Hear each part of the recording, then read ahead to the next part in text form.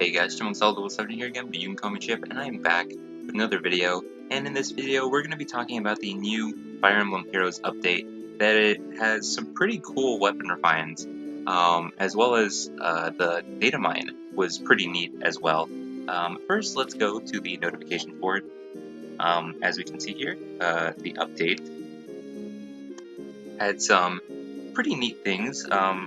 We have the hero's journey stuff, which honestly, for me personally, this is pretty cool because every time I try to get all the hero's journey stories, it always takes way too long to get those final few.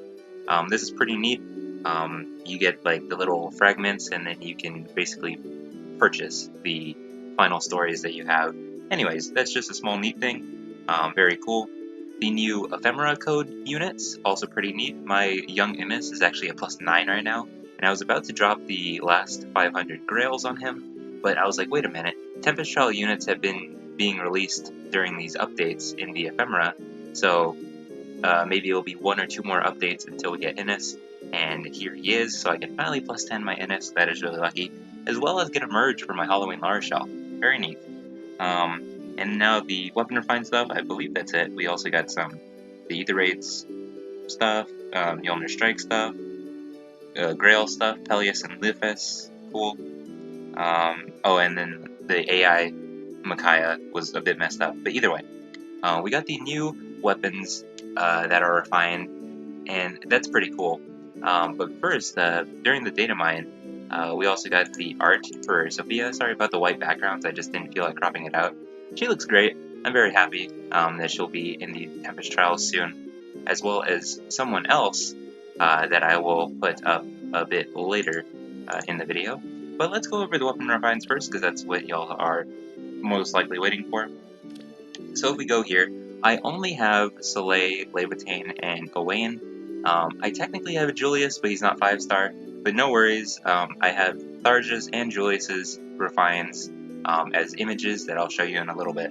We're going to start with, in my opinion, the most lacking one. I feel really bad for Soleil because she's definitely wanted a weapon refine for a long time. And it's just a slightly better Fire Sweep Sword. The exact same unit and foe cannot counterattack, exact same as a Fire Sweep, but with the Refine being very similar to Marissa's Shamshir with the attack and speed, but with a special cooldown charge per unit's attack, so just a blade.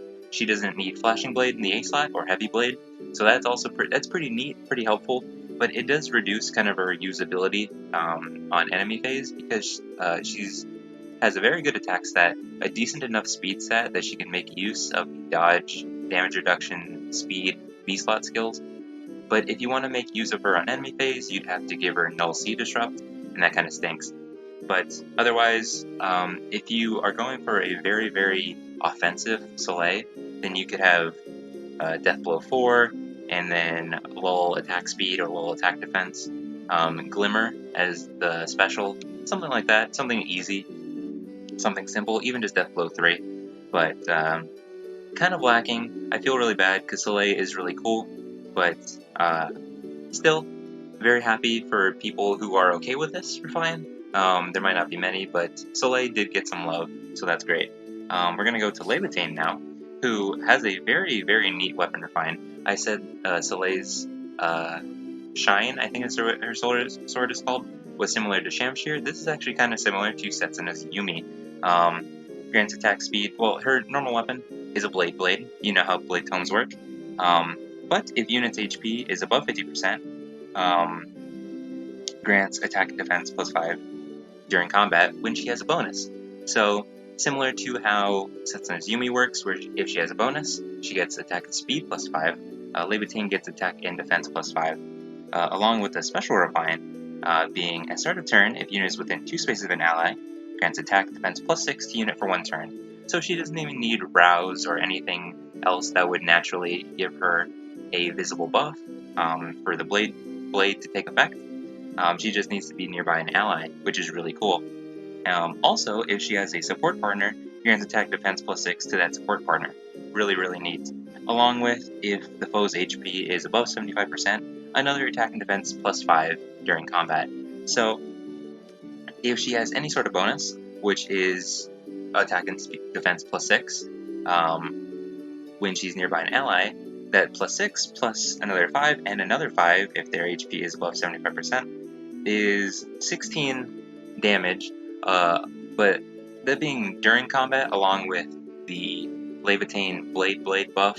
So she's just doing damage. So you can have Ideal in the A slot because she's already going to have a stat buff, attack defense Ideal. I think the legendary banner is still going, so if you pull a legendary Byleth and you want to just give that to Levitain right now, you can do that. Anyways, that's pretty cool refine. And Elaine's is also pretty neat.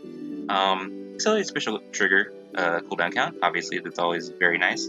And then a breath effect instead of a blade like Soleil has. He has a breath effect.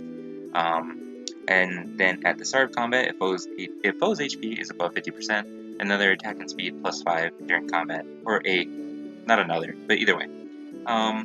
Also, if unit is within 3 spaces of an ally, another attack and speed +5, and when special triggers, deals damage equal to 30 or equal to damage dealt to unit, maximum 30. So my Owain is actually minus HP, and he doesn't have all his skills because he was level 1 and I just leveled him up. But either way, if he was at 8 HP or even just 1 HP, he would get a static 30 damage when his special triggered. I don't know if Wrath and Time's Pulse work together, but he has Blue Flame at default, so if he is next to an ally when he triggers it, that is 25 plus Wrath's 10, and then another 30. So that is 65 static damage, along with whatever damage he has from his attack stat. So pretty good damage dealer right here. If he enemy phases his special trigger down, and he takes enough damage, he can retaliate pretty hard, and that's really neat. So very, very good for him. And now we can go to Tharja first. The Muspel Fire Posy grants speed +3. If unit is within 3 spaces of an ally, grants attack plus X and speed +5 during combat. X being 5 plus the number of allies within 3 spaces times 2, maximum of 9 to attack. So as long as Tharja is within 3 spaces of at least 2 allies, she gets a +9 to attack and a +5 to speed. Along with inflicts special or speed and res -X on foes within 3 spaces of unit during combat. So this is actually beneficial to allies as well, it seems, because it's just if they're within 3 spaces during combat. So if you put her nearby to some combat and you have your sweeper unit, in my case Marissa, despite it being res, they'd have a lot less speed. So this actually really helps in multiple instances. And if she's already getting the +9 to attack and speed, being within 3 spaces of the 2 allies, it inflicts another 4, -4 speed and res on that enemy, because of the rest. If there's 3 allies, then the -6, and the 1 ally -2, and no one -0. Either way, very, very cool, very unique. Refined because of the +X. Kind of have to do a little bit of math there, I guess, but either way, pretty neat if you like Bride Tharja. Now, in my opinion, the best refine out of this bunch. Very, very happy for Julius fans. Grants res +3, so that's very good, and you'll see why in a second. Skills with effective against dragons are effective against a unit, that's normal. If foe has no skills with effective against dragon, inflicts attack and res -6 on foe during combat. And also, if unit's res is greater than foe's res, reduces damage from attacks during combat and from area of effect, either way, whatever. He basically has Dragon Wall. So they gave him Dragon Wall because he's effectively a dragon unit with a tome. And if they don't have effective against dragons, that's attack and res -6, which means he takes even less damage if the percentage max 40 isn't already maxed.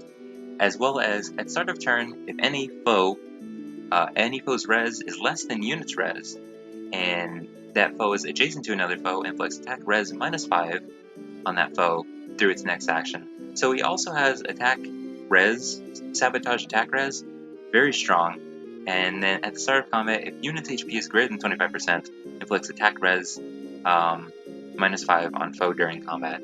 So not only is he insanely bulky now, he also does quite a bit of damage. And I definitely think the people who have built up a Julius are very lucky with this refine. This is pretty neat. So that's it for the refines of this bunch. When the new power banner comes out, it's going to be Owain, Levitain, Soleil, and Tharja, so a fully red banner. But either way, still pretty cool. Let me know what y'all think of the refines. I feel kind of bad for Soleil, but I do hope that the people who like Soleil aren't too discouraged, because it's definitely workable. The last little bit from the data mine is something that's pretty cool and pertains to the new Tempest Trials that is coming out soon. That is not Resplendent Fjorm. It seems like it is Hevergel or Hevergel, however it's pronounced. I'm definitely not pronouncing it right in the slightest. But the story in the past few Tempest Trials have been Niffle and Fjorm having conversation, as well as in the most recent Muspel and Lake Yarn having some conversation. And this seems to be a kind of awakened Fjorm. It's definitely not Resplendent Fjorm because she does not have Laipter. She does not have a lance. She has an axe. So she's going to be. I'm very excited for how she looks. She looks crazy, having the armor. She might be an armored unit. Now I literally just thought about that. But either way, who knows? The last two, Niffle and Muspel, have both been dragon horses, basically dragon cavalry units. So if Yorm is an armored axe unit, we'll see. I have no clue. Let me know what y'all think about this Fjorm, as well as obviously the refines themselves. I think these refines are cool. I don't really use these units, so they don't really pertain to me personally. But again, let me know. And that's going to be it for this video, guys. Remember to like, comment, subscribe, and I'll see y'all in the next video. Until then, goodbye.